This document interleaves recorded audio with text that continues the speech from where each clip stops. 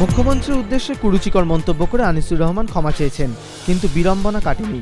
ধর্ষণে ক্ষতিপূরণ প্রসঙ্গে মুখ্যমন্ত্রীকে নিয়ে আনিসুর রহমানের কুরুচিকর মন্তব্যের প্রেক্ষিতে এবার নড়েচড়ে বসল রাজ্য মানবাধিকার কমিশন। তাদের দাবি, কোনো মহিলার প্রতি এ ধরনের মন্তব্য মানবাধিকার লঙ্ঘনের শামিল।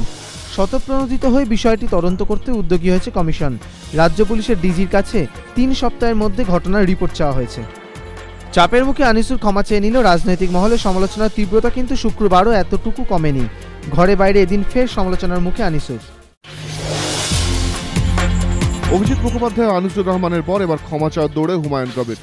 হুমায়ুন কবিরের বিরুদ্ধে অভিযোগ, বহরমপুরে এক বেসরকারি সংস্থার ম্যানেজারকে কাজ ছেড়ে না দিলে প্রাণে মারার হুমকি দেন তিনি। এরপরই ঘরে বাইরে সমালোচনার মুখে পড়েন হুমায়ুন। চাপে পড়ে শুক্রবার শেষমেশ ক্ষমা চাইলেন প্রাণী সম্পদ বিকাশ দপ্তরের প্রতিমন্ত্রী। বললেন, নিন্দনীয় কাজ, এর জন্য অনুতপ্ত। এদিকে খুনের হুমকি ফোনের অভিযোগের প্রেক্ষিতে হুমায়ুনকে গ্রেফতারের দাবিতে সরব হয়েছে প্রদেশ কংগ্রেস। অধীর চৌধুরীর কটাক্ষ, তৃণমূলের সরকার কিভাবে তৃণমূলের মন্ত্রীকে গ্রেফতার করবে।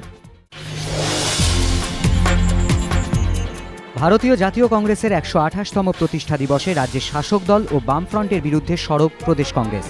আনিসুর রহমানের মুখ্যমন্ত্রীকে উদ্দেশ্য করে কুরুচিকর মন্তব্য থেকে শুরু করে সাম্প্রতিককালে শুভেন্দু অধিকারী, জ্যোতিপ্রিয় মল্লিক, কল্যাণ বন্দ্যোপাধ্যায়, চন্দ্রিমা ভট্টাচার্যের মতো তৃণমূলের নেতা মন্ত্রীদের নানা মন্তব্যকে নাম না করে এদিন আক্রমণ করেন প্রদেশ কংগ্রেস সভাপতি প্রদীপ ভট্টাচার্য। তার কটাক্ষ, সিপিএমকে কথা বলার ভঙ্গি পরিবর্তন করতে হবে। কুরুচিকর মন্তব্য করে সাধারণ মানুষের কাছে পৌঁছতে পারবে না তারা। রাজ্যে ভাষার সন্ত্রাস চলছে বলে তৃণমূল ও সিপিএমকে আক্রমণ করেন দীপা দাস মুন্সিও। আনিসুর রহমানের মন্তব্যকে কটাক্ষ করে তার দাবি, কংগ্রেসের কেউ এ ধরনের কাজ করলে তার তীব্র নিন্দা করত দল। ইতিহাস ঘেঁটে জানা যায়, সমুদ্রগুপ্তের আমলে প্রথম বাংলার টাকশালের মুদ্রা তৈরি হয়েছিল।